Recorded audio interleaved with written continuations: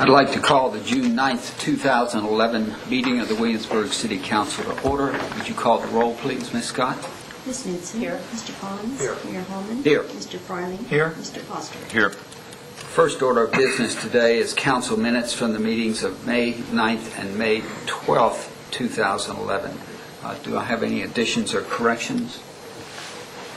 Mr. Mayor, I move that council approve the minutes as proposed from the May 9th and May 12th, 2011 meetings. Second. I have a motion and a second. Would you call the roll, please? Ms. Knudsen. Aye. Mr. Pons. Aye. Mayor Holman. Aye. Mr. Farley. Aye. Mr. Foster. Aye. Our next order of business is one of those matters of special privilege that we're always honored to do and is a joy to do. And this is a Business Appreciation Award, and I would ask that Dennis White join me at the podium along with Tanya Boone if she's here. Thank you.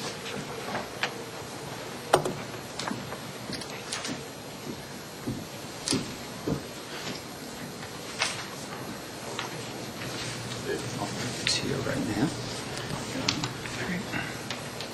This is an annual award that the EDA provides, and the award is donated by Fleming, and we thank Fleming Buck for doing that.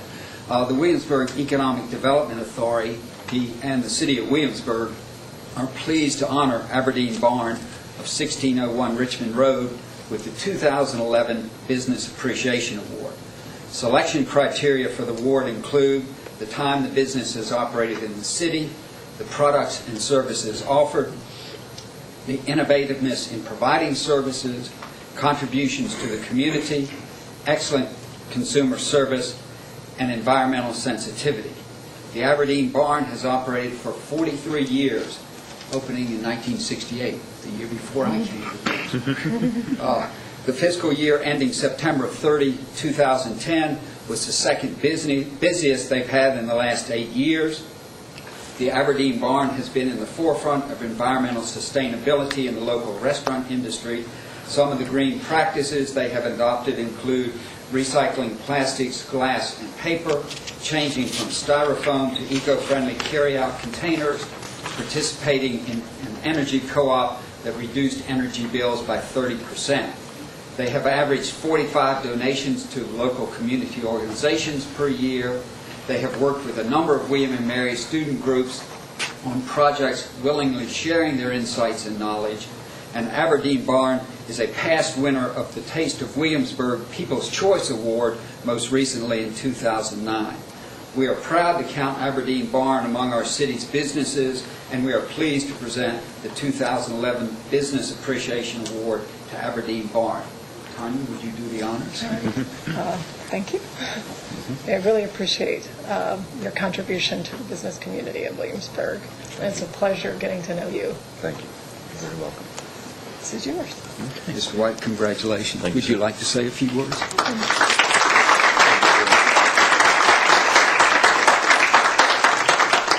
I guess I don't need that. I'll try not to get too emotional up here this afternoon, but I'd really like to thank my mom and dad.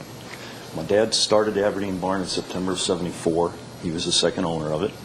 I started there when I was 15 years old. I'll be 53 in September. So I learned my business strengths from my father. I learned my people strengths and the love of cooking from my mom. My mom passed away 4 weeks ago and 2 days ago. My dad is in the Alzheimer's unit at Windsor Mead. He hasn't called me by name now since November. But I love him very much. Your thoughts are always with me. And I know my mom's upstairs right now, and she's very proud. So thank you.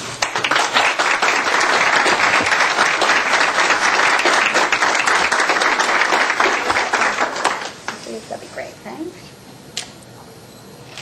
One more. Thank you. Thank you. Congratulations.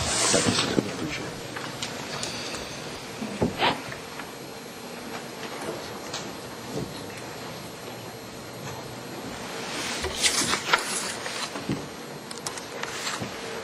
I'd like to also thank the EDA for sponsoring this award. It's just one of the many ways we can show our appreciation to the many businesses that do so much for our local community. The next order of business are public hearings, and we have two today. The first public hearing is a license to James City County for communication lines and related facilities in city streets, proposed ordinance 11-02. Because of the nature of this, we're going to do this a little bit differently than we do most public hearings. I will open the public hearing, and council will consider the proposed license in a minute. But initially, we need to see if there are any other bids for this. If there are any other bids, would you please come forward? Seeing none, I think we can proceed with the public hearing. If anyone has any comments they wish to make on this, and then we'll go back to staff for comments, and if there are additional comments beyond that, we'll get to them. But this is part of the public hearing. So, Mr. Middow, would you please state your name? I'm Robert Middow, James City County Administrator. Your Honor, council members, Mr. Manager, good afternoon. The county is seeking approval for a license to place a fiber optic cable within city right-of-way, and it is something that I'd like to thank Jack and Chris working very closely with us on, as well as your public works folks. We've spent a lot of time together with my folks, and I have Tom Pennington as director of our Information Resources Management Department here, who's, if you want to get into the details, he's your guy. If you're like my board, you want me to be brief. I shall try. The route for the fiber optic line is in your materials, and as you know, we had other options that we could have considered. Actually, that is the route, but we chose this one as the most beneficial, both for us, but as for the city and the other partners that we will have together on this project going forward. This project was originally conceived back in 1989, I think, by Mr. Pennington. He is the father of what we have as a very robust cable system now in our community. And this piece of fiber is part of a 56-mile loop that the county is building that will connect all of our buildings, all of the school buildings, and provide all telephone, computer networking, and video service to all of those participants. We're spending about $1.4 million on the larger project. Again, this is just a smaller piece of it. While we have a pretty substantial fiber capability right now, what this will do is to provide a loop in the fiber system. So it will provide us a great deal of both redundancy and reliability. If you think about it in terms of like a water system, if you get a break in the system, you typically can backfeed from the other side so you don't lose service. It's the same concept. We're building this loop so that we have a much higher level of service and much higher level of reliability in operating the system. Because it is so critical to the functions that we perform, as well as our other partners, anytime a contractor decides to put a backhoe through it, it can be a little problematic. I mean, in our current system, just several months ago, we lost half the county, literally, because of a construction accident. This is going to go a long way to help solve that dilemma for us. Originally, our plan was to install a 36-strand cable throughout to the city, and as we talked to Jack and his staff, we found that one, you were interested, or very glad you were, in participating in this system. So we upgraded the cable to a 48-strand cable, which is the largest that we can put through the conduit. And as part of a licensing agreement, we're making those 12 extra strands that we're not using available for city use, exclusively for city use going forward. The construction timeline is about 3 months, and I think, Tom, we're looking to start in the fall? When we get to go. When we get to go. It's very typically non-intrusive types of constructions, direct bore. You've seen other utilities, gas companies, phone lines, things of that nature use a similar technology. There is some surface work where you have to do vaults and connection points, things of that nature, but it's fairly minor in nature. And, of course, we're responsible to restore. We've had cable access in the county now for several years, and at least in terms of our utilization, it has allowed us to save in excess of $1 million, really an avoided cost for cable services that we otherwise would have had to pay for. As we bring the schools fully onto this system and participating in this loop, we expect they will be able to experience some substantial savings, and that opportunity should also be available to the city as you find ways to make use of your piece of the system here. This is an asset that we believe will simply continue to grow in value over time. Just the known uses that we have of this are substantial, and then there's a whole bunch of stuff we don't even know that is going to come down in the future. So putting this in, we think, is a pretty exciting and far-reaching concept for both the city and the county. We would ask for your approval of this license, and certainly here to answer any questions you might have. Anybody have any questions for Mr. Middow at this point? Come back. Thank you very much. You're most welcome. Having heard the presentation from James City County, does anyone wish to make a comment during the public hearing? Seeing none, I'll close the public hearing and come back to staff for their comments, and then we'll come to council for any comments or questions they have. Yes, well, Mr. Middow has done a good job of explaining the system and what we're doing. I would say typically if it were a private provider, there would be, in the form of a franchise fee or another mechanism of payment back to the city, but that's not the case in this situation. So the county is not paying for the rights to be in the city right-of-way. However, they are providing the 12 strands that were discussed that allows us to link from this part of the city down to the Quarter Path Rec Center, as well as over to the Community Video Center behind Berkeley School. And that certainly has real value to the city going forward, and will save what we would have to buy to rent that same amount of service from a cable provider such as Cox. So we do see it as a win-win for both the city and the county. We've worked very closely, and our engineering folks have worked on this to ensure that in these tight and limited right-of-ways we can accommodate the additional conduits. And I'll add just one other thing. There are 2 conduits going in, one that is being used now by the county for this system, a second empty conduit being put in at the same time for the efficiency of that could be used at a future date for other purposes, in which case, and before that could be used, that provider would need to come back to the city to get either a license or franchise as may be appropriate in order to use that second tube. But part of this license provides for that going in at the same time. So again, we support it and believe it's a good thing for the community all around. Sheldon, is there anything you need to add to that? Okay. I'll come back to council for any questions or comments. I have a question for Mr. Middow, if he doesn't mind. Would you mind speaking a little bit more about the connection, might not be the best term, but the benefit to the schools of this?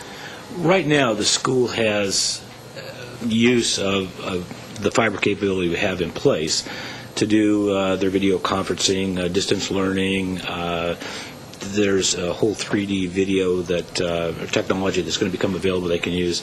And this simply adds to that reliability. But as I understand it, and Tom, please correct me if I'm wrong, is that by virtue of creating this loop, they'll now be able to have all of their systems, all of their school facilities on this system in a very reliable fashion and provide telephone service that should then be a cost avoidance for them going forward, as we also use it. And is there any, how does that work in the relationship between the county and the school system? Is that just something that's provided to the school system by the county? Or? We're just terribly magnanimous. You do sound like wonderful people. We are. No, we've seen this as a mutually beneficial project, really, for them. So we've just undertaken to do it. The city will be able to benefit, as is the school. So we think it's good business. Thank you. Scott? Maybe, I don't know who the question would go to, just relative to, you got a conduit going through, you were going to run 36-strand fiber optic, but now you've gone to 48, and 12 would be dedicated to the city. What is the capacity? What does that mean other than, 36 and 12? I mean, is 12 going to offer the city what it needs in the future? Should we be, is there a bigger piece of conduit that if we partnered? Yeah, Well, let me, I'd ask our IT director, Mark Barham, to come up and answer that with a little more precision than I could.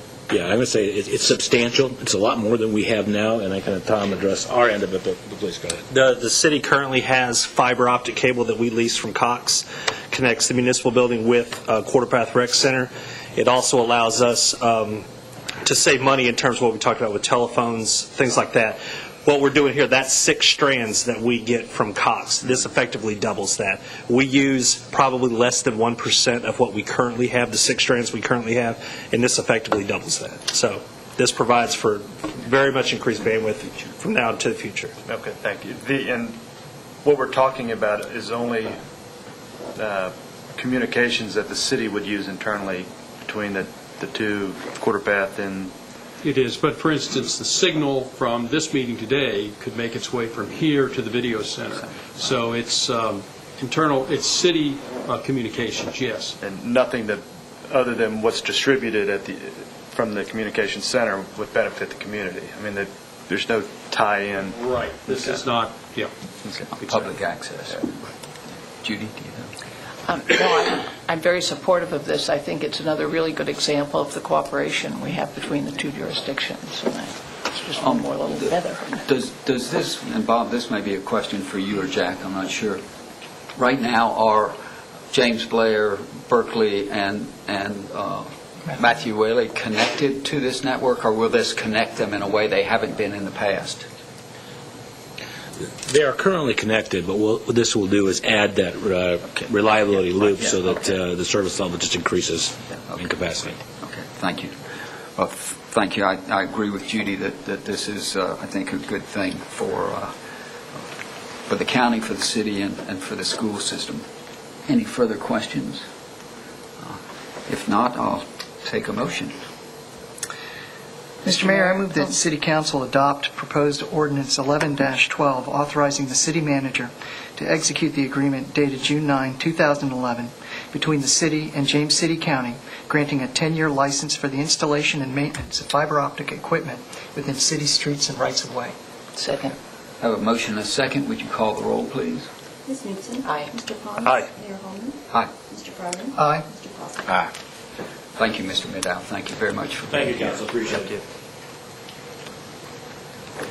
Our next order of business is a second public hearing, and this is a public hearing dealing with PCR 11-09, 11-10, and 11-011. These are zoning ordinance housekeeping amendments, group home definitions, civil penalties for zoning violations, zoning administrators' notices and BZA procedures, and provisions for temporary health care structures in single-family districts. Mr. Nestor. I'll be brief. These incorporate changes to the state code that govern the city's zoning ordinances. These are mandatory changes that must be made to bring the zoning ordinance into agreement with the state code. And as you've read, we had 3 cases. One amends the group home definition to add group home means not more than 8 aged, infirm, or disabled persons together with 1 or more resident counselor or other staff persons. There are several changes in our second case pertaining to the zoning administrator and the Board of Zoning Appeals, dealing with various procedural issues that I'd be glad to go into if you have any specific questions. And the last one adds provisions to allow temporary health care structures as accessory buildings in all of our single-family zoning districts. This would be a structure that you could say put in a rear yard. It would have to meet all the applicable zoning requirements. It must be removed within 30 days from the date that the mentally or physically impaired person is no longer in need of the facility. On that one, we have never had, to my knowledge, a question about locating that on a single-family lot, but nonetheless, the state code mandates that we include that provision in our zoning ordinance. So those are all the comments I have. Be glad to answer any questions. Thank you, Mr. Nestor. Before I open the public hearing, are there any questions for Mr. Nestor? Okay, with that, I'll open the public hearing. Anyone who wishes to comment on this action, please come forward. Seeing none, I'll close the public hearing and come back to council for comments, questions. Mr. Nestor, ma'am?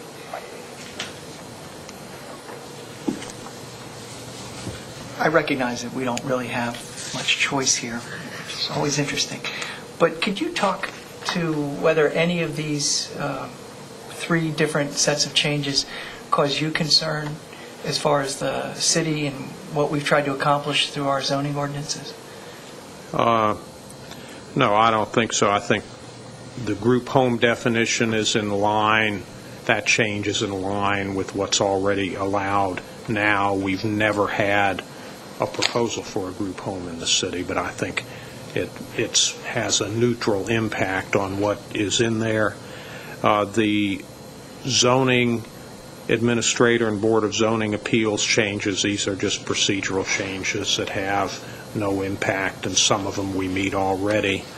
Probably the biggest change is the temporary health care structure, and I mean that would certainly be an additional thing that's allowed in our single-family districts, and that probably has the potential of having the most impact of any of these 3, but I don't see that that would become a widespread activity in the city. I would expect that any proposals under that section would probably be few and far between.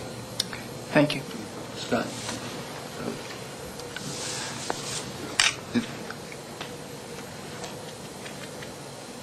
No further questions, comments? I'll take a motion. I guess I have a question. Can we do this in one motion, or do we need 3 different motions? You should probably do it in 3 separate motions. Okay. Mr. Mayor, go ahead, please. Mr. Mayor, I'll move the approval of PCR 11-009 to amend the definition of group homes. Second. I have a motion and a second. Would you call the roll, please? Ms. Knutson? Aye. Mr. Pons? Aye. Mayor Holman? Aye. Mr. Fryland? Aye. Mr. Foster? Aye. Well, Mr. Mayor, I'll move that we approve proposed ordinance 11-10. Second. I have a motion and a second. Would you call the roll, please? Ms. Knutson? Aye. Mr. Pons? Aye. Mayor Holman? Aye. Mr. Fryland? Aye. Mr. Foster? Aye. Who wants I'll to take a start? turn. Okay. If I can find it. Mr. Mayor, I move we approve proposed ordinance 11-11. Second. I have a motion and a second. Would you call the roll, please? Ms. Knutson? Aye. Mr. Pons? Aye. Mayor Holman? Aye. Mr. Fryland? Aye. Mr. Foster? Aye. And thank you, Reed, for the work on this, and Christine as well. Thank you. Our next order of business are reports. The first is the monthly financial statement. Anything in particular? Just point out a couple of things. At the 11th month, or 1 month left to go in the fiscal year, we are, as we've noticed the last few months, our revenue and our spending in general fund is very, very close to where it was at the same time last year. Amazingly close. And that just is symptomatic of the economy in general, that we're not making much headway, but fortunately we've stopped the slide, and that's where we are. I would point out back on page 5, which deals with the analysis of room, meal, and 1% sales tax, that all 3 of those categories show some modest gains in this fiscal year compared to last year. Right now, room tax, we're up 3.2% from the prior year. Of course, we all know that's still substantially below where we were back in 2008. Our meal tax is 6.7% more this year than the same time last year, and sales tax is only at a 1.6% over where we were last year. But at least they're all in positive territory. Anybody have any questions on the financial statements? Again, I think a sign of the fragility of the economy as we move forward, so we can hope. Monthly department operating reports. Anything in particular, Jack? Well, just one thing I thought I would point out. One of the metrics we look at every month is the citywide employee turnover rate. And historically, the city's turnover was, and we've targeted to be about 10%. That's what we saw as the norm, say, over about a decade or more, plus or minus from that number. Last year, the turnover rate was at 6.8%. This year, year to date, it is under 5. It is 4.9%.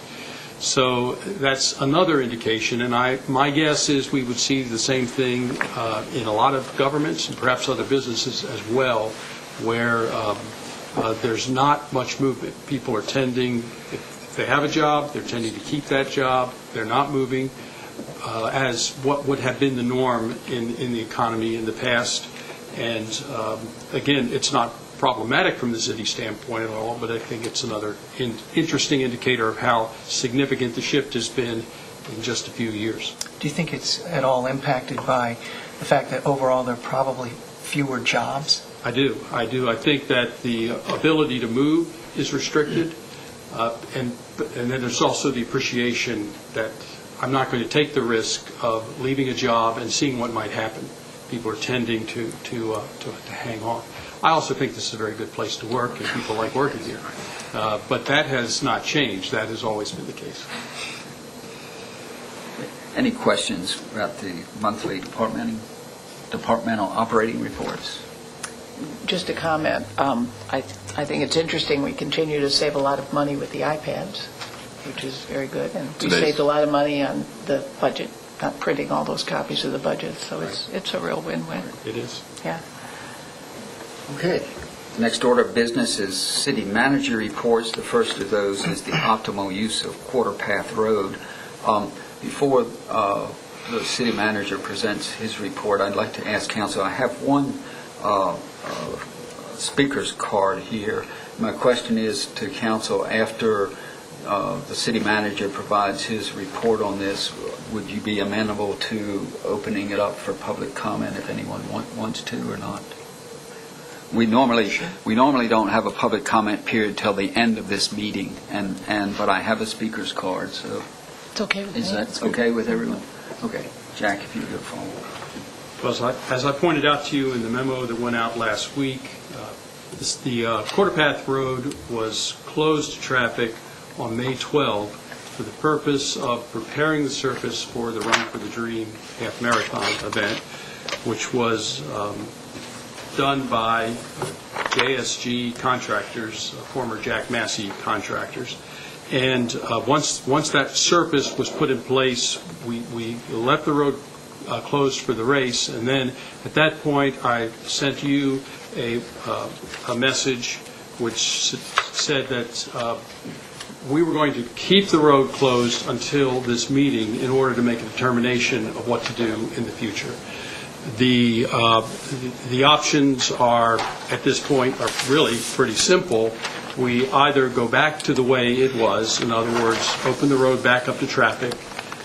However, in its improved condition, we are going to need to put more in place than we had in the past in terms of speed control to try to deal with that issue, because we have a road now that is capable, smoother, and capable of a lot faster speeds than we had in the prior condition, where, as you know, it was a dirt road that had a number of ruts and bumps in it that, as drivers used it, they had to use it cautiously and slowly. So the question is, if we open it back up, or do we take advantage of this point in time to exercise the provision that has been in the comprehensive plan since the last update, that the road be closed to vehicular traffic and that a multi-purpose trail for walking, running, biking be put in place. So we have taken a look at what that would cost, and we've got a couple of quotes on it. The lowest one is just under $22,000 in order to put in that trail, and then we would need to do some additional work in order to sign and put the proper barricades for vehicular traffic in place. The the staff believes that now is the appropriate time to do that. And we've listed a number of reasons why we think that is the case, pros and cons to opening or to keeping the street closed and putting in the bike lane, and those are in the memo. We've gotten a good deal of public input on this. We've provided all of that to you that we've received mainly through email messages. And so this period of time we've had between closing on May 12 and now, we had good coverage on it and had a chance for quite a bit of public input. What you see on the screen, just to give you a short kind of walk down the road, this is looking south from the entrance of Redoubt Park. And you can see the existing paved quarter path road at the place that the barricade is in place today.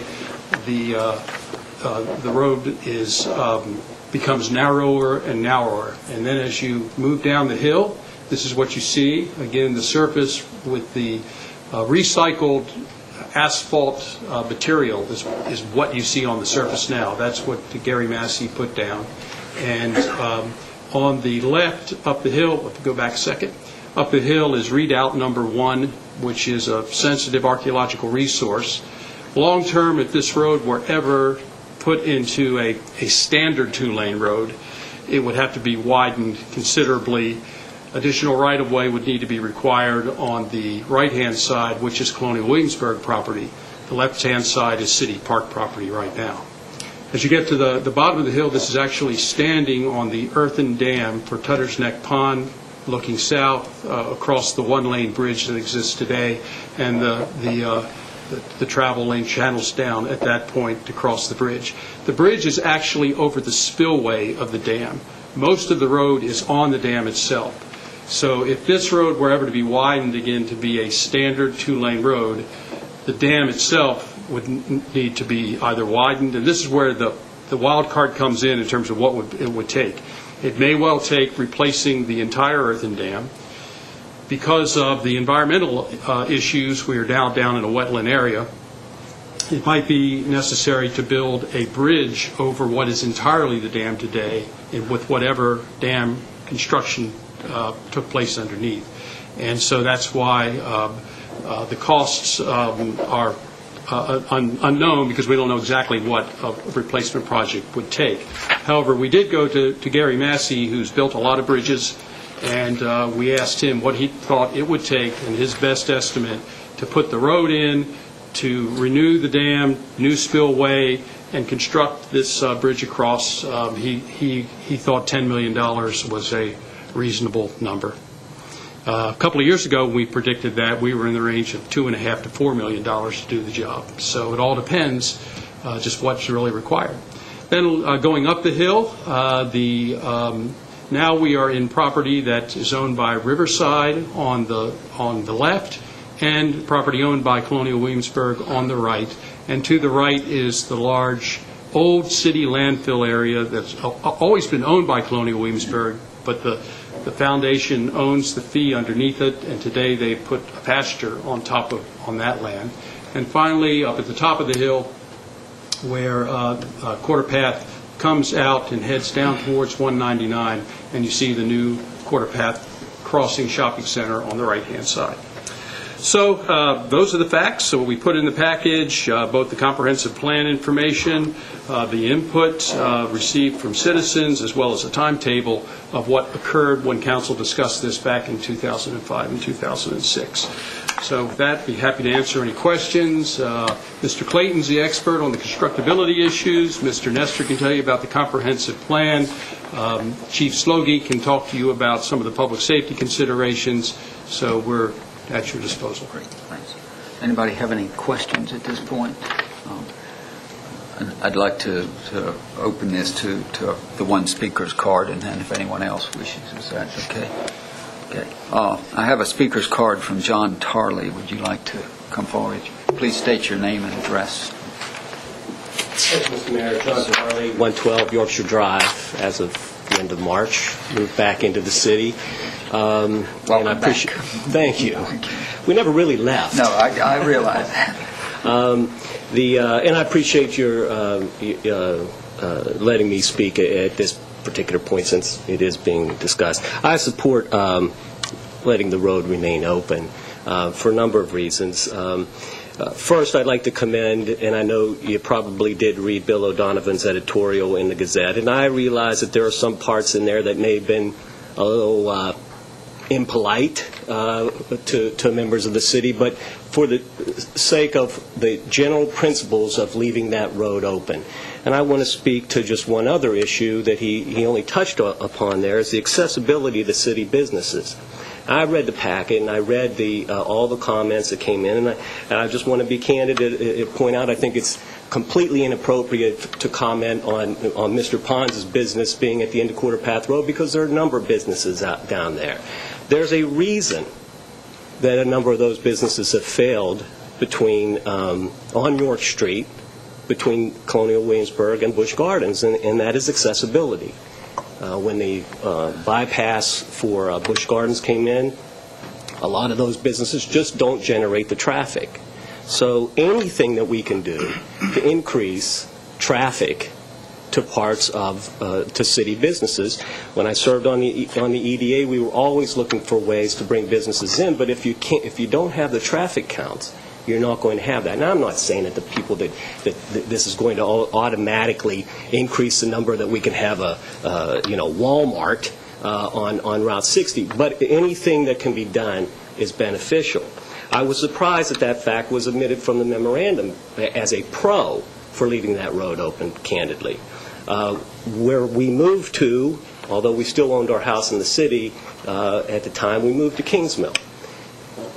That road is the fastest way to get into the city of Williamsburg. If I wanted to go eat at 2nd Street Restaurant or La Tolteca or any of those access any of those places over there, that's the way I wanted to go, even though it didn't look like that when I was driving down it. The ruts were there, and I don't have an SUV, so it was a particularly tiresome travel down that road. But nonetheless, let's flip it around to the people who live on York Street. The timeshares, the hotels. If somebody wants to go to the grocery store, I'd send them to the City of Williamsburg business. Go down here, make a right on Quarter Path Road, and go to Harris Teeter. You want to go to a restaurant? There's some restaurants in there, dry cleaners. If we don't go there, where's the next closest place? Two grocery stores in York County. That's where they're going to go to, not City of Williamsburg businesses. Finally, that shopping center is a city business, yet it's an island to the City of Williamsburg. This is the only connection to the City of Williamsburg is this road. Again, it's not going to make or break that shopping center, but it increases the accessibility that you can go to that shopping center. So, and who knows what's going to happen down the road. $10 million in today's economy seems, candidly, it seems foolish for us where if we could get it, to spend $10 million. But the least to leave it open, to see how it works, to let's use that road rather than block it off. And I realize that it says that in the comprehensive plan. We're 2011 now. Things changed. And I think to support the city's businesses, to connect the city in any way we can, to encourage people to drive into the city rather than around it on 199 into York County or into James City County, we ought to do what we can to encourage that, and I appreciate the time. Thank you, Mr. Tolley. If anyone else wishes to make a comment, please come forward. If you would state your name and address, please. My name is Michael Langren. I live at 115 Green Street, which is in Village of Quarter Path. And I'm opposed to opening the road. We were told when we moved here about 2 years ago, we bought a lot, that the city council had a plan that said it was to be closed, and we took them to their word. Secondly is we walk occasionally on Quarter Path Road, and I'll be really honest with you right now. If you keep that road, if you open that road again, the police are going to have to be out there all the time because folks just flat fly down that road. It's almost like the guys get in the SUVs and the pickup trucks, and as soon as they turn off Route 60, it's hit the floor until they get down to the point where the road gets rough. And somebody's going to get killed out there. Somebody's going to get hit. And then we're going to go back and say, geez, why do we need that road? It seems to me that if you start talking about infrastructure that we can't even maintain now in places where we're backlogged on the infrastructure, to be thinking in terms of a $10 million bridge or whatever $1 million bridge over a place that is literally serves a very small number of people. We've got Route 60 comes in, we have Jamestown Road comes in, we have 143. I don't have to tell you all that. I mean, as far as grocery stores are concerned, yeah, sure, there's Harris Teeter, but there's also Food Line and Food Farm Fresh. So if you're out on York Street, there are other places to go there within the city. It just seems to me that this is one of those things where very narrow interests are unhappy with what the city has decided to do, and now are going to try to change it. And I think that's wrong. I just think it's flat wrong when we just do these things and we say, well, we'll just deal with that a little bit later down the road, knowing full well the folks like us who bought houses where we were told that was closed, that wasn't going to be an open road. All of a sudden, now after we have about 50 houses built in there, someone comes up and says, well, we've changed our mind, we're going to open the road again. And I just think it's wrong. Thank you very much. Anybody else wish to speak?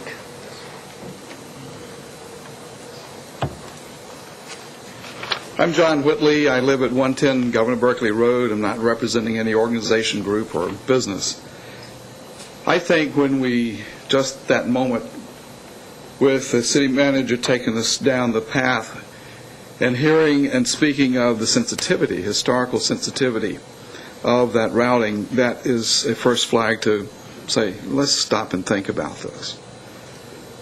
When I heard just a moment ago the damnable word of Walmart and that road affording access to such, that just really frightened me. When I look at the number of youth, children of all different ages that are in and out of Quarter Path Recreational Center, I think this opening of this road to vehicular traffic would be asking for a tragedy. I really do. On the light, and you have my thoughts, and yes, I did reference a business or two along that routing. On a lighter way, let's look at what Busch Gardens did several years ago. They took away their monorail that really was quite a joyful ride from the park to the brewery, especially the end result. But that monorail still exists somewhere. And as you probably know, I'm an advocate, and maybe the gentleman speaking before might join me in this also.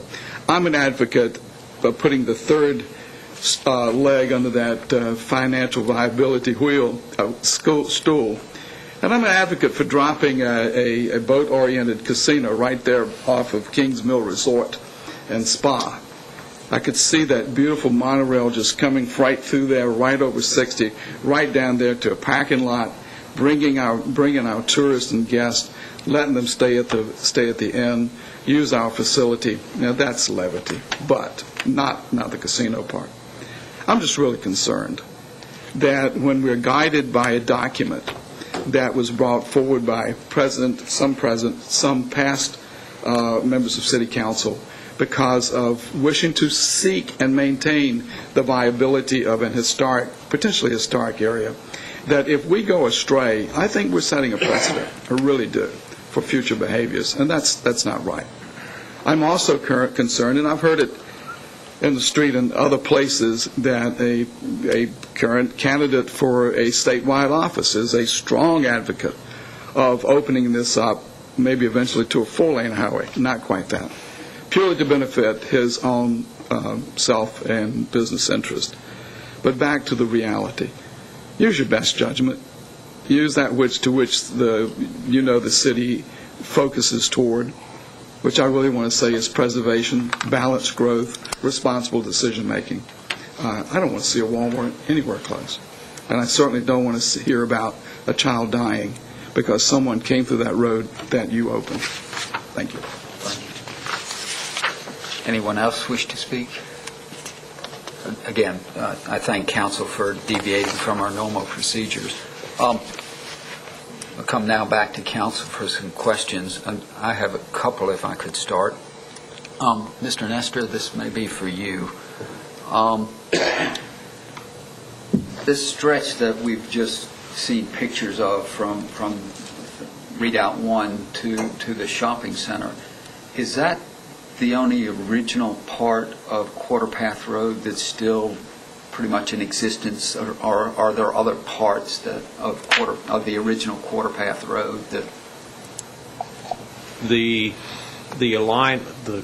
most part of the alignment of the paved part of Quarter Path Road from the CW Nursery, or right where Redoubt 2 is, down to the entrance to Redoubt Park, most of that is a new alignment. You can see sort of curving off to the right as you go southbound.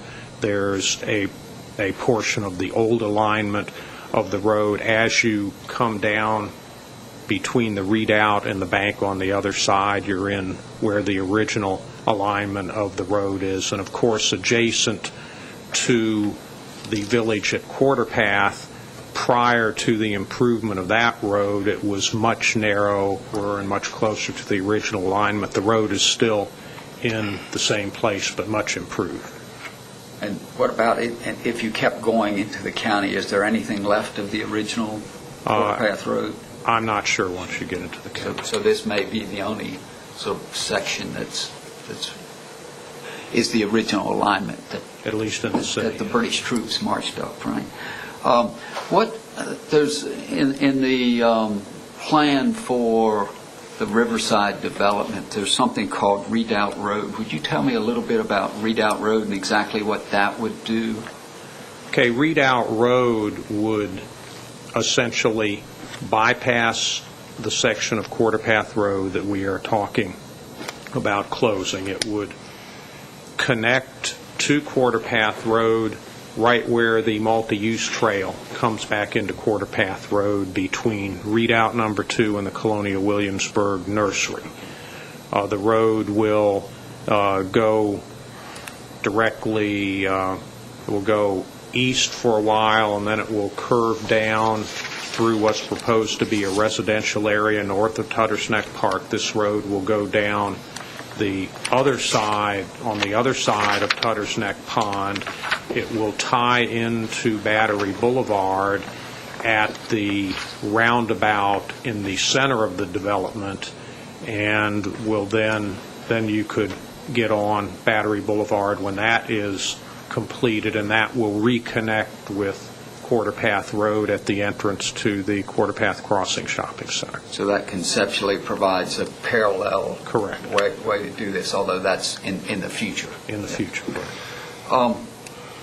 This is asking you to peer into the future a little bit, but we've been in discussions with James City County about the country road and the possibility of the city and the county turning that into a linear park that would essentially continue South England Street out under 199 and then parallel 199 down to Mounts Bay Road as a linear park for walking and bicycling. If that were to become a reality, do you see that in any way connecting into this to create what could that create for us? It could create a very wonderful walking, running, and biking loop. Of course, we have bike lanes on York Street from Francis Street down to Quarter Path Road. Then we have the existing multi-use trail alongside Quarter Path Park to where Redoubt Road will eventually tie in. Then if this trail is created down to the Quarter Path Crossing Shopping Center, then you just have a short distance across Route 199, and then you can tie back into the Carter's Grove Country Road. Connection improvements would need to be made. Ideally, there would be an improved way to get across Route 199. That would be a challenge to do, of course, but the ultimate result could be I guess almost a circular park rather than a linear park, starting in the city into the county and back into the city. Thank you very much. I'll come to Paul. Do you have I any have a couple of questions or questions comments? first. Yeah, just a couple of questions. I have comments too, but if I do the questions. Mr. Tuttle, I think a couple of these are for you. When was the road closed? To traffic? Yes. May the 12th. Of this year. The reason I ask that question is some of the comments we've received via email seem to reflect an opinion or a belief that the road has been closed for some time, but it's been less than a month at this point. Yes, that's correct. What does it mean to close it to vehicular traffic in this proposal? Are we closing it to all vehicular traffic? Yes, except for there would be a couple of exceptions. If emergency vehicle had to access it, the emergency vehicle could access it. By the way, I think it would be police. I don't think fire would probably use it. It would be more efficient for fire to go down to 199, but they could. So emergency vehicles. Also, the Tutter's Neck Pond is owned by the Fort Magruder Fishing Club, and it's a small group of folks that own property there. So whatever key arrangement we would have, we would allow those property owners to access their property. But there's nothing there other than the pond for them to visit their pond. There's no development of any kind. So it's very rare they're ever there. And the only other, if a property owner had to access their property for a particular purpose, or the dam needed maintenance, that type of thing, but not for any public traffic. So really it's just potentially the police, maybe fire, but not likely, and the owners of the pond? Right. Okay. Could you talk a little bit about the speed question? I know the road's been through a number of different conditions over the past many years.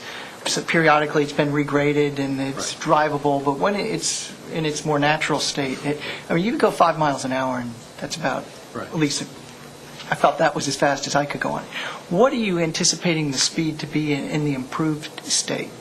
That's a good question. I think you could probably take it at about 40 miles an hour and it would feel okay. It's winding. If we go down to the next picture, you can see as it heads down the hill, that would be on the high side, but again, you have a number of twists and turns, but the surface would allow you to comfortably go between 30 and 40. Would VDOT weigh in on the speed limit? No, it is a city street, so it would be a city determination, and in our code, the city manager is responsible for setting speed limits in the city. So the city manager could set the speed limit at a lower number, 25, 15, 17? I would say probably be set about 15. Yeah. The problem, though, is one of control. Or enforcement, sure. And this may be a question for Mr. Clayton, or you may not even, neither of you may know the answer. If it's open to traffic, and let's say the speed limit is 15 miles an hour, and people are respectful of that, but you occasionally will have somebody who's going to disregard. What's the degradation that you can expect over a given period, a month, a year? Dan, do you know? I mean, is this a durable surface the way it's finished now? It's obviously it's not a compacted asphalt, that kind of thing. It's like a cinder kind of thing. It's got it does compress to some degree, so it's much better than just plain stone and gravel. If obviously no traffic is on it, last much longer, but it's traffic on it, it's probably going to deteriorate. By the time it's ready for the next race, say next year if they do the race again, it's probably going to be it'll probably deteriorate, not like it was, like that you referred to earlier, but I'd say it probably needing some work by the end of the year. Okay. Yes, sir. Thank you. And I think those are my questions. But I have comments later in case there are other questions. Any questions? Has there been what are the specific terms with the folks with the fishing club? Okay. Well, there are no terms other than they have property. Mm-hmm. It accesses. They need a way to get to their property, so we would want to accommodate that. Could I jump, Christine? Because they've had access on this road, do we have a legal obligation to continue to allow them to have access? What's the legalities of this, I guess? You may. They don't have any other access to their property. It would be a regulatory taking if we denied them Yeah, okay. access to their property, so we would need to make that accommodation. Yeah, okay. This is probably a question for either Mr. Nestor or Mr. Tuttle. Do we have any idea at all the timeline for the roads associated with Riverside? Reed, why don't you speak to where we are with the Redoubt, rather Battery Boulevard and then Redoubt Ridge? Planning Commission recently made 2 approvals. And, well, let me back up. We approved, I believe it was in 2008, a preliminary plat for the quarter path at Williamsburg development, which had the layout of the main streets, Battery Boulevard and Redoubt Road. Just in May, Planning Commission approved a portion of the development plan for the construction of Battery Boulevard. This will completely grade the roadbed of Battery Boulevard between the corporate line to the east, which is just back a bit from York Street, over to where it ties in where the street dead ends at Quarter Path Road. In this graded right-of-way, and this will create 2 ravine crossings, which will be done with fill and culverts rather than bridges, and this will be similar to the way Trayburn Drive was built. So have the complete roadbed graded. In that roadbed will be the city water main connecting our new water tank under construction with the water line in Quarter Path Road. There'll be sanitary sewer main, gravity main, and force main, and a sanitary sewer pump station. So when this is completed in the next year and a half or so, we will have the roadbed all ready for the road. And, of course, the site plan for the hospital has been approved, and they should be breaking ground for that next month. So we would expect all that to be done within the next couple years. Now, beyond that, when Redoubt Road would be built, there is no firm timeline for that. I think for the development of the quarter path, the entire quarter path at Williamsburg project, they're probably looking at the next 10 to 15 years to complete that. And of course, the state of the housing market obviously has an impact on when the residential area north of Tutter's Neck Pond would be constructed. So if you could take me through the plans, you say you were coming from the 199 side back to 60. What would the nature of what you were driving through be on that new road? I mean, and maybe possibly some comparisons. On Battery Boulevard? Right. And okay, on Battery Boulevard, as you come in from Route 60 east, you will come to a roundabout at the first intersection, which is Commonwealth Avenue. The hospital will be located at the corner of Commonwealth Avenue and Battery Boulevard. There'll be a 2-lane roundabout there. So you go around the roundabout, you continue straight on Battery Boulevard. This will be ultimately their town center area with commercial and office uses along Battery Boulevard. Then in the center of your way to Quarter Path Road, there will be what was the original roundabout, which is the intersection of Battery Boulevard and Redoubt Road and also Commonwealth Avenue. You'll proceed westbound through that 1-lane roundabout, cross over 2 ravines, and you will end up where the sweeping turn coming up to the shopping center dead ends in the woods. It will connect there. Gotcha. And that a portion of that would be through a partially commercial, partially residential. Most likely they are working on revisions to their master plan at this point. But this whole area along Battery Boulevard is economic development zoning, and it was intended to be a mixed-use area. Gotcha. That's all. Just to make sure I recall correctly and to follow up on Scott, Redoubt Road would have residential use property on either side of it. Correct. And that was what was intended. Is there a state routing number associated with this? Is it Route 60, 31? Quarter Path Road? Yeah. I don't believe there is. If there is a number, it's never been used. If there was one assigned to it, like Route 60Y, wouldn't there be state funds available to whatever maintenance and construction? If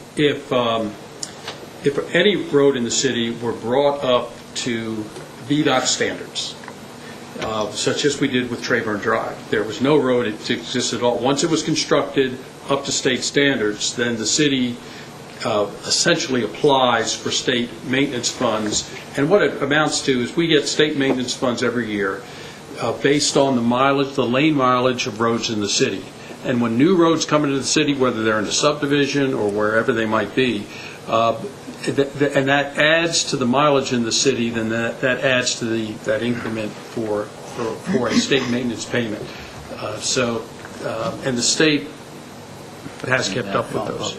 If I may finish. Yeah. So it's safe to say the city wouldn't bear the entire cost of whatever it may be. No, that's just ongoing maintenance. It has nothing to do with constructing the road. In order to construct a road, just as we did with Trayburn Drive, the city would need to use funding from whatever sources it chose of its own funding, or it could use what now is about $200,000 to $300,000 a year in urban construction funds that would be available for the city to use. But that pot of money has come down substantially. It used to be $500,000 or $600,000 a year the city received in state urban construction money, and now it's substantially less than that as the state has run out of transportation money. Thank you. Any questions? One follow-up, Judy, if I could. Sure. Who designates a road a state highway? Could we designate that and then the state pick up the help for construction, or do they have a say in this? The state would, if we were constructing a road and we were going to use any portion of state urban funding, road funding through VDOT, then all of the plans have to meet state standards for that roadway. That was just what we did in the case of Trayburn Drive, so that we might have been happy with, let's say, a 10-foot travel lane, but if they mandate a 12-foot travel lane and so much shoulder and so much of this and so much, we have to build it to state standards if we want to use that funding source. Is that what you mean? No, but we could do that and then say we want to designate this as 60E or 60X or whatever, and then would the state then come and help us construct it? Or, no, the state designation of a number really has nothing to do with either construction or long-term maintenance. This would be a city street. Now, whether we got someday we're at this or, say, Redoubt Road or Battery Boulevard, were to get a state number on it, I don't think we have one on Trayburn Drive, if I'm not mistaken. It's just, it's not numbered in the state system, and it's not relevant. Thanks. Judy? Just a couple of questions. One might be for Mr. Clayton. When the road was open before it was closed on May 12th, was there a problem with dumping with a lot of trash? Do we have to go out there and clean it up? Yes, ma'am. We have, just from time to time, we'll get couches or trash or whatever, so we do have some dumping out there from time to time. Get that on It's fairly isolated. So people can just go out there and dump? Okay, thank you. My other question actually is for Mr. Tuttle. In your memo, you refer to the Civil War history of this road, but isn't there quite a bit of colonial history associated also? This was the original road trace down to, I think it was called Allen's Wharf, Kings Mill Wharf. Mm-hmm. And so when you to get from the city of Williamsburg down to what is today Kings Mill, this would have been the way you went. And that's practically the only one left of those original colonial road traces. Yeah. Yeah, there are bits and pieces around if you know where to look for them, Yeah. but left in a condition that might look like it did in colonial times. This might be one of the few. Yeah, thank you. Okay, let me come back to council for comments. Sure, a couple comments. Actually, thinking of colonial times were just very different, I think, from what we sometimes imagine it. Well, it depends on what time frame you're at in colonial times. But you get up close to the Revolution, most of the trees are gone. They've been cut down and used, particularly during the Revolution when you're starting to gear up for the war effort. So the land gets totally scraped, and you could see from the city of Williamsburg, from cupola of Bruton Parish Church to the rivers on either side. And we do have, as a colonial roadbed, I think the Duke of Gloucester is still in part of Capitol Landing Road. A couple things about this. This is a tough question for me, and I'm not sure what the best answer is. From a land use planning standpoint, closing this road makes absolutely no sense. It connects Route 60 and Route 199, which in our comp plan are two of the three named principal arterial roads in the city. And we're looking at severing that connection when we don't know what the future is going to hold. We don't know what we're going to need or what we'll want from a traffic flow standpoint. The other thing is a sustainability question. Closing cul-de-sacs, dead-end roads, fly right in the face of efforts at being a greener community. And read any material you want. Through roads are the way to move people. And by providing more choices, you give people greater access and flexibility. The thought that the replacement for this are Battery Boulevard and Redoubt Road, I'm going to call it a shortcut because it's actually a longer driving distance than it would be on Quarter Path. Redoubt is going to go through a residential neighborhood, and we're going to then be dealing with people who are saying, you've got all this traffic being diverted through my residential neighborhood that otherwise could easily go down this bypass road. And it's the same kind of thing we see in other parts of the community, the same kind of objection. Look at what happens on Newport and Griffin when people don't want to go through the College Corner intersection. It creates an undesirable circumstance for those residents. But I think the interesting thing is I've got several things here. There have been several references to the comp plan, and that seems to be the primary justification for closing this road. But as I read the comp plan, it says that the road should be closed when Battery Boulevard and Redoubt Road are completed because they are the alternative access route to Quarter Path Road. And as Mr. Nestor said, Battery Boulevard is probably a couple of years off, and Redoubt, it could be, well, we don't know. It could be sooner, but it could be 10 to 15 years before that connection is completed. I would venture to guess that the connection of those two roads and the development of the Riverside Tract is going to have a far greater impact on the Route 60 segment, or the side of Quarter Path Road that connects into Route 60. It's going to be far greater than anything that could be generated by leaving this open. When we have thousands of homes, the hospital, and multiple businesses feeding people in and out through a closer connection to the city. But there's the appeal of maintaining it as a bike, pedestrian, non-vehicular, or motor vehicle pathway. And that's something that as a runner, I find very desirable. Except that it's also a path to nowhere. Because if you're going to bike or run to Quarter Path Road, you've got to do it on one of three major arteries in the city, which is Route 60. And then if you're going to go anywhere on the other side, you have to cross a 4-lane limited access highway with no pedestrian crossing, no signalization. And I worry that that's potentially creating the greatest hazard of all when you lead people up to a point where their only choice is to turn around or make a decision to cross a 4-lane highway. So, it's a dilemma. I've heard several people express concerns about traffic and young people, and obviously public safety has to be one of our highest priorities, or it should be our highest priority, public safety. But the segment of Quarter Path Road that runs by Quarter Path Park is also served by a multi-use path that runs basically, I guess it's almost down to where the road's closed, not quite that far, and then all the way out to just, I guess, close to the Knights Inn where it then becomes sidewalk.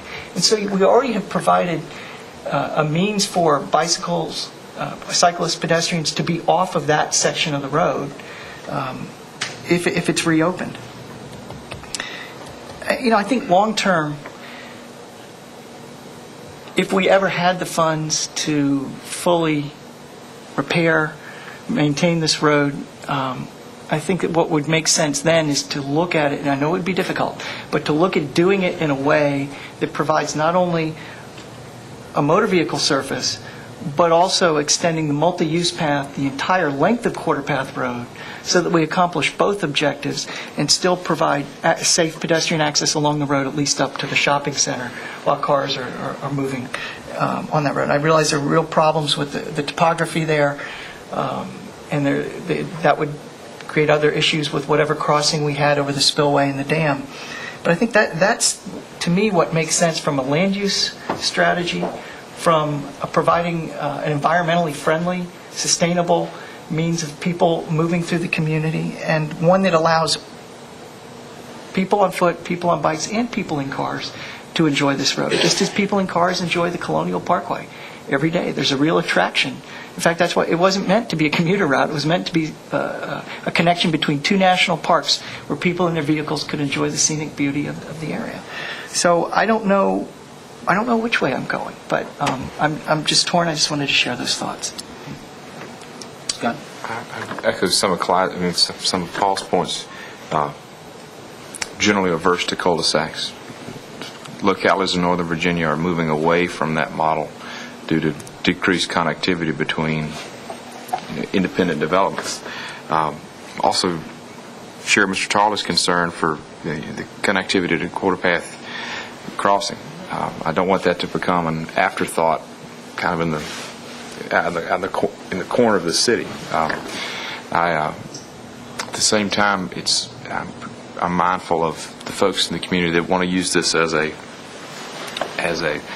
recreational area. It essentially becomes a park if you close this road, in my opinion. But at the same time, I don't see, as Paul pointed out, this becoming a multi-use path and also a road as mutually exclusive.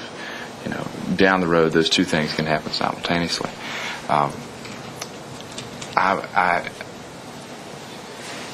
To echo another one of Paul's points, I'm nervous about closing this road prior to having any knowledge of any hard data on when the Riverside portion will be complete. I think that's maybe a bit risky. This is difficult. So.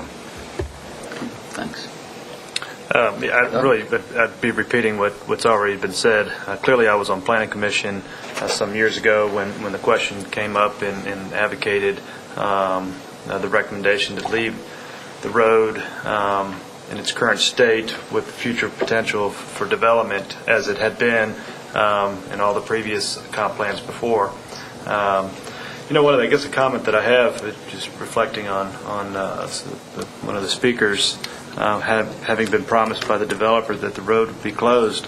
Maybe somebody ought to talk to the developer, because it's never been the intention not to have traffic go through there, whether it goes through that section that's currently in this state. It was intended, as I recall council's discussion, using the argument to change what Planning Commission had recommended, was that we would be able to have vehicular traffic drive down Redoubt Road to Battery Boulevard. So, I'm sorry that they sold you a can of worms. I don't have any other comments. Judy? I have a couple. I think we would be making a terrible mistake to open this road. And I think there are a number of reasons. They're very well outlined in Mr. Tuttle's memo, but just a couple of points. The major business here, the business that drives all other business, is tourism. And we continue to shrink that part of the city that attracts tourists.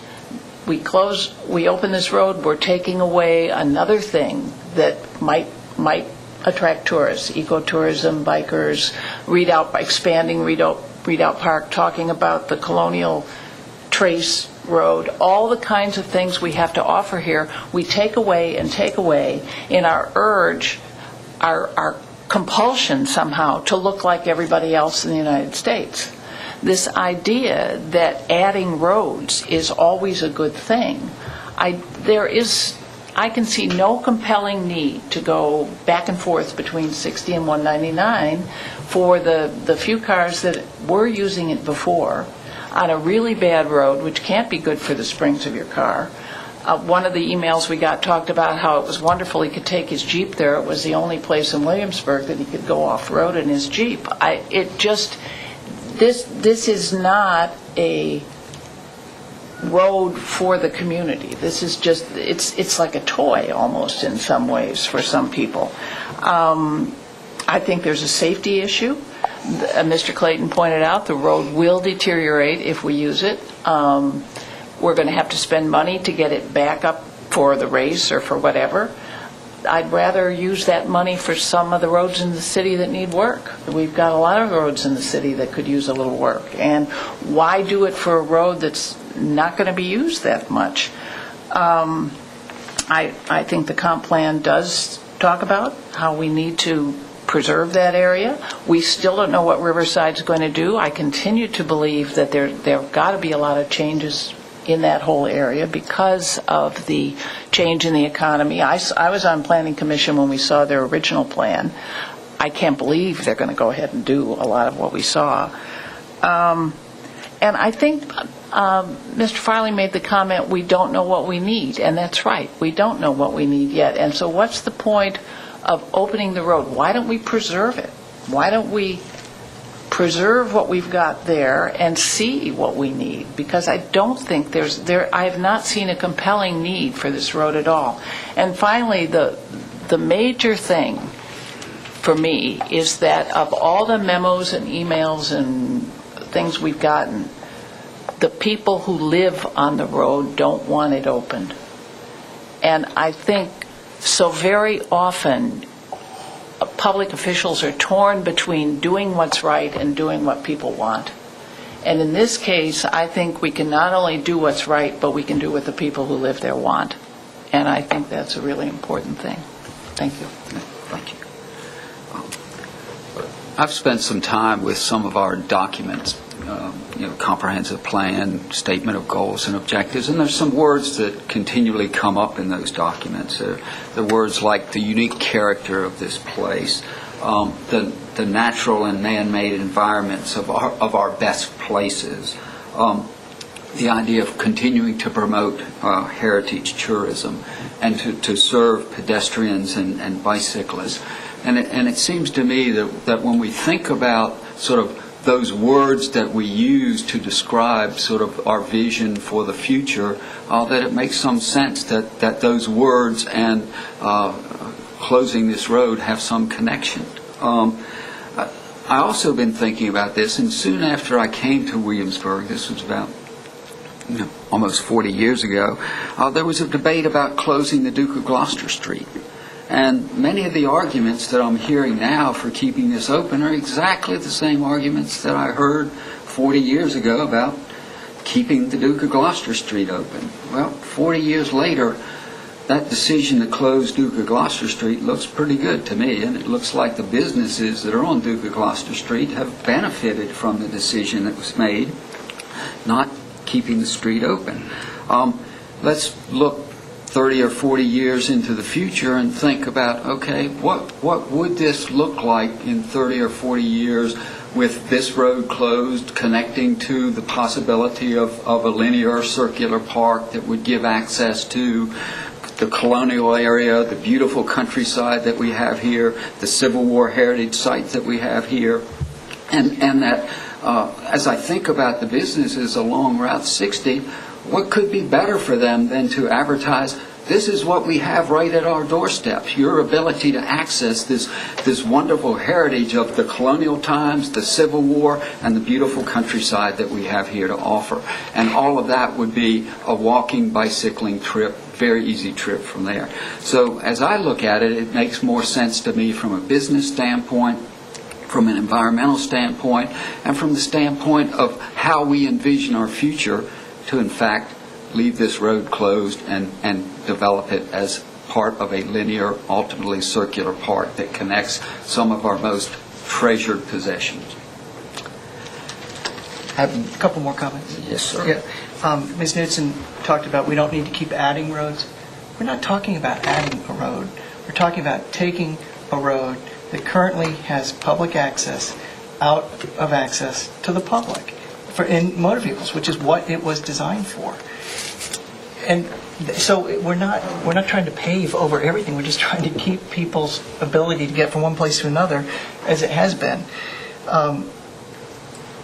When my comment about we don't know what we need, it goes back to the problem we created when we changed the language in the comprehensive plan, which I disagreed with at the time, and that is that we would create an expectation in the public's mind that this road will be closed, and once it's closed, it's going to be closed forever.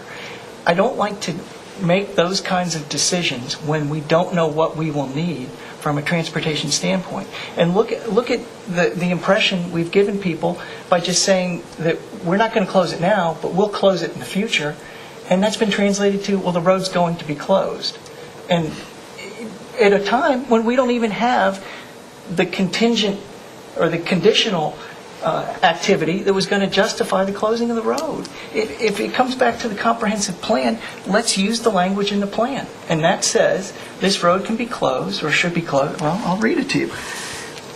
Proposes closing the center section of Quarter Path Road to through traffic and instead establishing the north-south connection via a new collector street, Redoubt Road, on the east side of Tutter's Neck Pond, connecting to Quarter Path Road just north of Redoubt 2, and then following the existing Quarter Path Road alignment to York Street. This alignment, coupled with Battery Boulevard and improvements to the Quarter Path Road Route 199 intersection, will provide the adequate traffic capacity for Quarter Path at Williamsburg and the adjoining economic development area west of Quarter Path Road. Well, we haven't done that. So why are we talking about closing the road when we haven't met the point that we used to justify the closing of it? That's the part that I'm struggling with on the closing. I agree with all the enhancement that it offers from a tranquility perspective, of peacefulness, and ability to appreciate things in a much more peaceful way when you don't have motor vehicle traffic going by. I completely agree with that. But let's talk about it when the other conditions have been met that are in the plan. That's I think, the biggest point I'm sticking on. And to build off Paul's point, you're talking about a circular park, bike access. I'd be more than happy to do that once those things, the other pieces are in place. We can close it as that's coming online. Hopefully, that would be in accordance with what goes on at Riverside. I have one question for Reed. This has come up. As I looked at the plans for, and I know this is subject to change, for Redoubt Road, I got an impression that would look more like Mounts Bay Road going into Kings Mill, not sort of housing fronting on the street, but being an access road where there would be housing developments off of that. Am I correct there, or am I misremembering?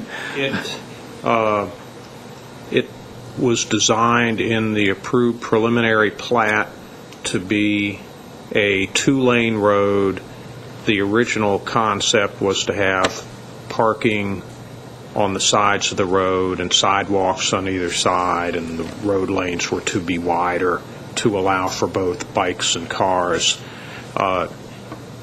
There was some very conceptual building locations showing there may have been buildings with direct access to the road. There would be a lot of houses that would access off of the side streets, but it was never detailed out in particularly great detail. Okay. Thank you for clarifying that. Any further comments? Yes, Mr. Mayor, just we talk about we need to leave it open now, and whatever Riverside does and whatever roads, then we can close it later. I think we need to remember that once we open it, it's going to be really hard to close, given this discussion. I think that's, to me, the biggest problem. What I have found is once a road is open, it's open. Wait a minute. It closed 2 weeks ago. Yeah, but temporary for the race. I mean, so and now we're having is the this justification argument for closing it? But if we open it up And then Riverside comes in and does everything, and we say, okay, Riverside's got the roads, now we can close Quarter Path and turn it into a bike trail, hiking trail, whatever. The arguments against doing that are going to be even more, I think, profound. Really? Yeah, I do. I do. Because once it's there, people think it's there, and it's there forever. I would only counter that it is there, and it's only been closed for 16 days. But it was very lightly used, and as Mr. Tuttle pointed out in his memo, this is our chance. This is our chance to do it right. Okay, anybody want to? Yes, Mr. Mayor. I'd like to move that City Council authorize the city manager to close the center section of Quarter Path Road to vehicular traffic and construct a 10-foot wide paved multi-use trail, and further that the existing right-of-way of the center section be preserved in the event that unforeseen needs necessitate further road improvements. Do I have a second? If not, I'll second that. Would you call the roll, please, Ms. Scott? Ms. Knutson? Aye. Mr. Pons? Nay. Mayor Holman? Aye. Mr. Farland? No. Mr. Foster? Nay. Motion fails. Thank you very much, and thank you for all the public input to this. This has been a very good example of public city interaction. Thank you, and thank all of you who came today to participate in this. Our next order of business is the Blatant Site Housing Production Project CDBG application requirements, proposed resolution 11-08. Ms. Miller, would you? Good afternoon, Mayor, members of City Council. As you're aware, the city submitted a Community Development Block Grant application, or CDBG application, to the Virginia Department of Housing and Community Development in March of 2011. The application was for the Blatant Site Housing Production Project. The CDBG funds, if awarded, would be used for the relocation of existing storm sewer on the property, construction of a new storm drainage system, construction of a new parking lot, and for construction of a courtyard, landscaping, stormwater retention pond, and lighting. We anticipate hearing whether or not we're awarded these funds sometime this month. DHCD requires that all block grant items, or certain block grant items, be approved and advertised by a governing body before June 30th, 2011. These items that need to be approved before this deadline include a fair housing certification, a local business and employment plan, a non-discrimination policy, a grievance procedure, and a residential anti-displacement or relocation assistance plan. These are all plans or procedures that are required for all CDBG projects across the state. It's our recommendation that City Council approve proposed Resolution 11-8 and approve the proposed local business and employment plan, the non-discrimination policy, the grievance procedure, and the residential anti-displacement and relocation assistance plan as required by DHCD for all block grant projects. Thank you very much. Anybody have any questions for Ms. Miller? No questions. Any comments? It's just an interesting example. I'm sure these are all good things, but it's amazing the amount of work. It almost borders on what one might consider red tape that you have to go through in order to accomplish it doesn't something. border. So anyway, thank you very much for your efforts in this regard. Anybody else? I assume there have been past behaviors that have generated some of these types of requirements, but they can appear onerous at times. Any further comments or questions? Mr. Mayor, I move that City Council approve proposed Resolution 11-08 and approve the proposed local business and employment plan, non-discrimination policy, grievance procedure, and residential anti-displacement and relocation assistance plan as required by DHCD for community block grant projects. Second. I have a motion and a second. Would you call the roll, please, Ms. Scott? Ms. Knutson? Aye. Mr. Pons? Aye. Mayor Holman? Aye. Mr. Farland? Aye. Mr. Foster? Aye. Thank you very much. Thank you. Next is the Regional Fire Department Mutual Aid Fire and Rescue Service Agreement, proposed resolution 11-07. Chief Dent will give this Chief report. Dent. Chief, welcome. Thank you. You look dapper today, as always. Thank you. Good afternoon, Mayor Hallman, members of council. The Hampton Roads Fire Chiefs Association meets on a monthly basis with the mission of enhancing fire, rescue, and emergency medical services. This meeting also provides a forum in which we can discuss ideas and issues that are common among the jurisdictions so we can each improve in our delivery of services. One of the initiatives that surfaced out of these meetings was the idea of expanding our mutual aid agreements into a regional mutual aid agreement. The proposed agreement would allow for a region-wide emergency response in the event of a large-scale emergency.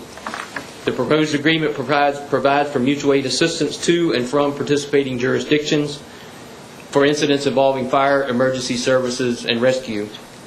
The 16 cities and counties that would be participating would be the jurisdictions, the cities and counties represented by the Hampton Roads Planning District Commission. The decision to provide assistance would be made by the receiving department when that request was made.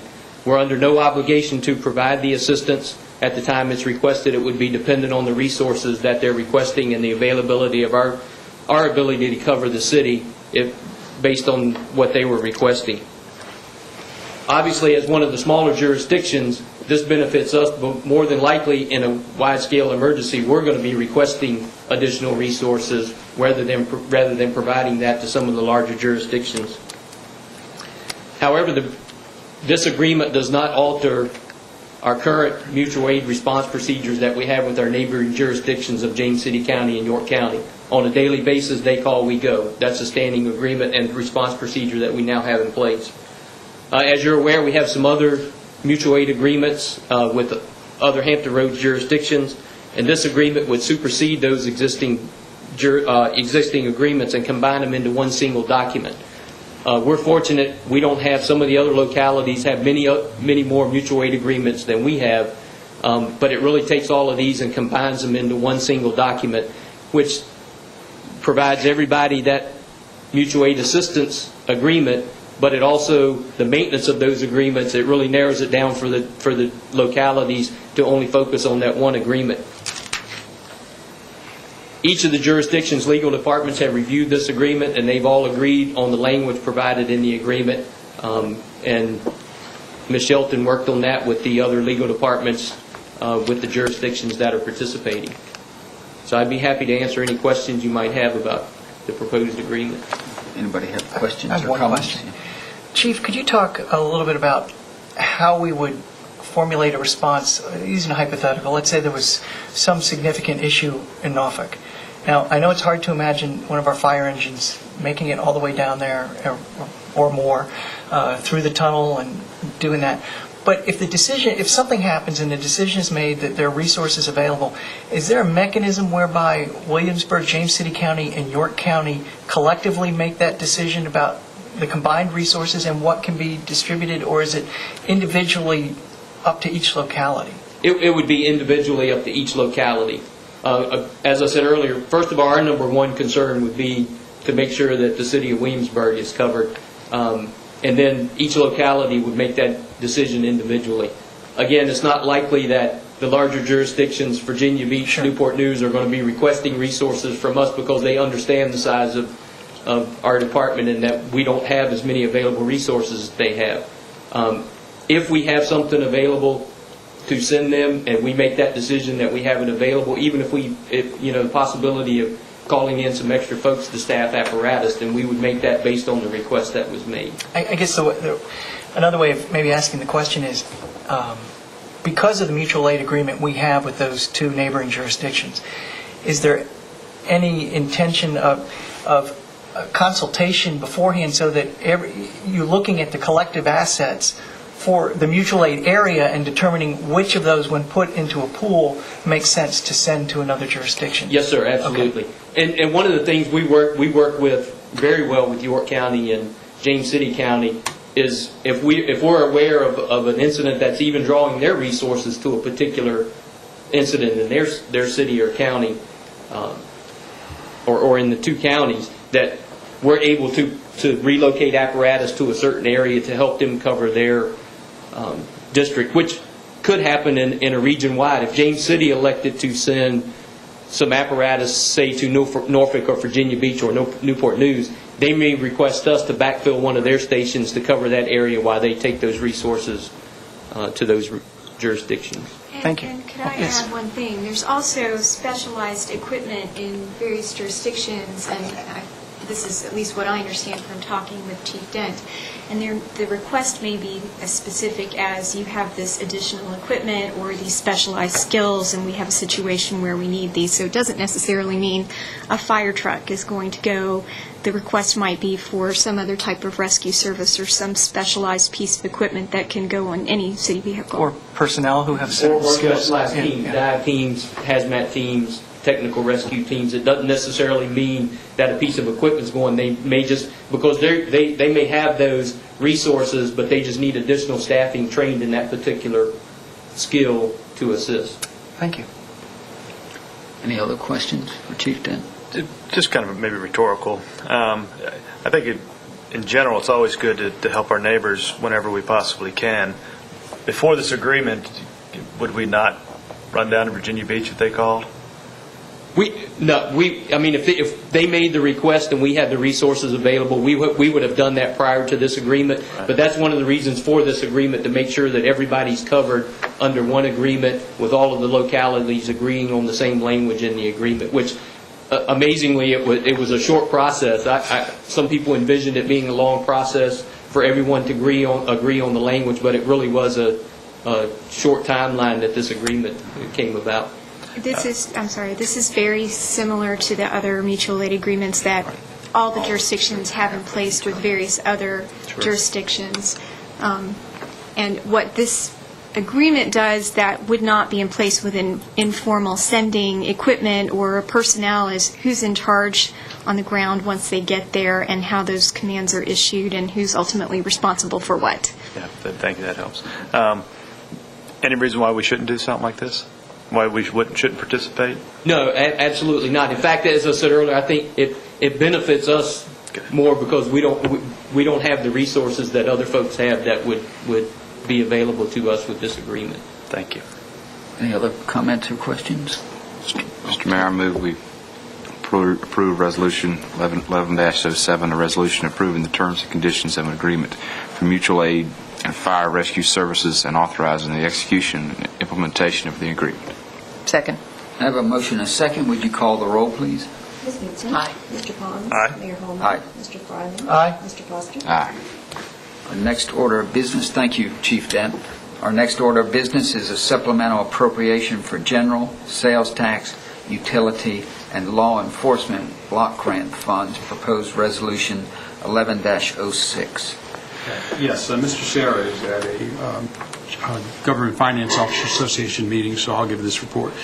This provides for a new set of definitions for fund balance following the standards established by the Government Accounting Standards Board, GASB, and they put out a circular which says when you describe your fund balance in your comprehensive annual financial report, these are the 4 or 5 categories that you should use.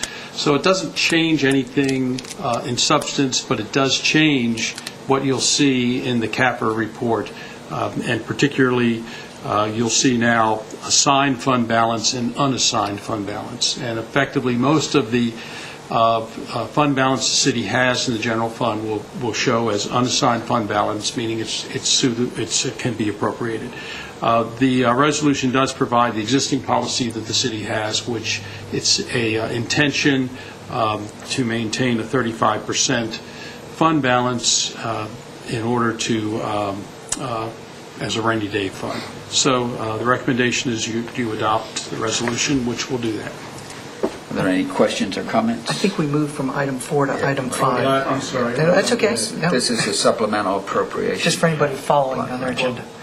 Let me go back But to it's that. still a great I'm sorry, explanation. I got ahead of myself. No, why don't we just go ahead and... If you would prefer, we could just Okay, why don't we go ahead and Why do don't that we go when we ahead come and back to do the fund balance since it's been described to I us? think he was just testing us. actually. Anybody have any questions about or comments regarding the fund balance policy? My only comment would be, greater definition within our reporting gives us better information, so I think it's a good thing. And it is simply a reporting structure. It has no bearing on our policy or the way we carry that policy out. Mr. Mayor, I'd like to move that the City Council approve Resolution 11-05, a resolution establishing fund balance policy as required by Governmental Accounting Standards Board, GASB, Statement Number 54. Second. I have a motion and a second. Would you call the roll, please? Ms. Whitson? Aye. Mr. Pons? Aye. Mayor Aye. Holman? Mr. Fry? Aye. Mr. Foster? Aye. Okay, now we can go back to Okay. supplemental appropriations. Right. This provides for a supplemental appropriation covering both general fund, sales tax, and CIP fund, utility fund, and the law enforcement block grant. These are grants which the city has received over the course of the last year, which need to go into the budget, and therefore will be then formally approved in the budget for appropriation. So I can go over the grants if you'd like, but they're pretty well things that we're used to see from year to year. Would you mind? I think it's helpful for people just to hear.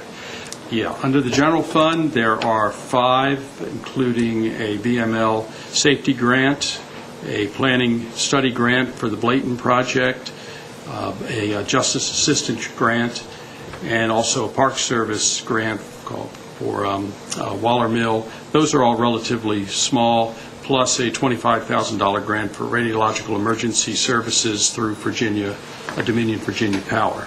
So those are the general fund ones. Under the sales tax, there are 2. One is a FEMA grant to firefighters in the amount of $59,677. That was used for the diesel exhaust system at the fire station. And a VDOT grant that was coming through from federal stimulus money in the amount of $582,580 that was used for street resurfacing.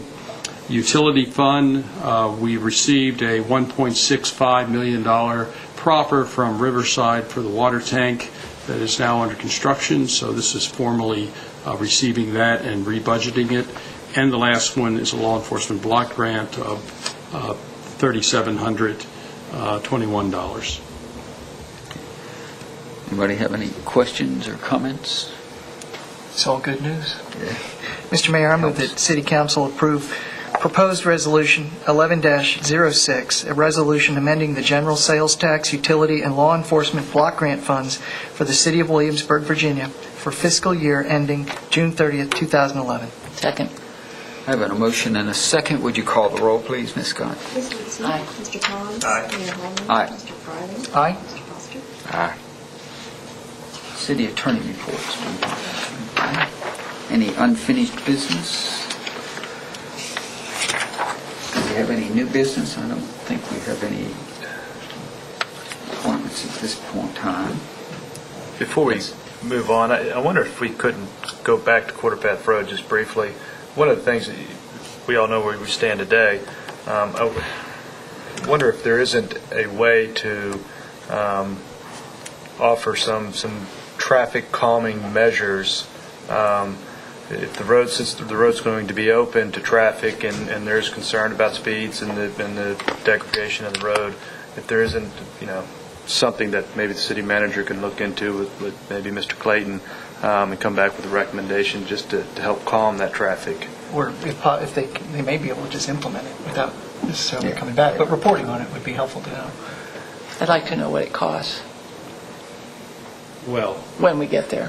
I think nature will take care of some of that. Yeah. well, I assume that we open the road back up without further action of council, so it's over. So my guess is we need to post some speed limit signs, and I wouldn't know what else to do. But I offered up maybe something to think about. Maybe something will come to you. Speed bumps? Okay, that brings us to our final agenda item for the day, which is open forum, which is a time for anyone who wishes to address City Council on any matter. If you so wish to address City Council, please come forward. And if you do, state your name and address. Seeing no rush on the podium, I'll go back to council. I think we have one item for closed session. We do. Mr. Mayor, I move to go into closed session pursuant to Section 2.2-3711 of the Code of Virginia for the purpose of discussing one personnel matter per subparagraph 1 concerning appointments. Second. I have a motion and a second. Would you call the roll, please? Ms. Vincent? Aye. Mr. Pond? Aye. Mayor Holman? Aye. Mr. Bryan? Aye. Mr. Foster? We'll take a 5-minute recess.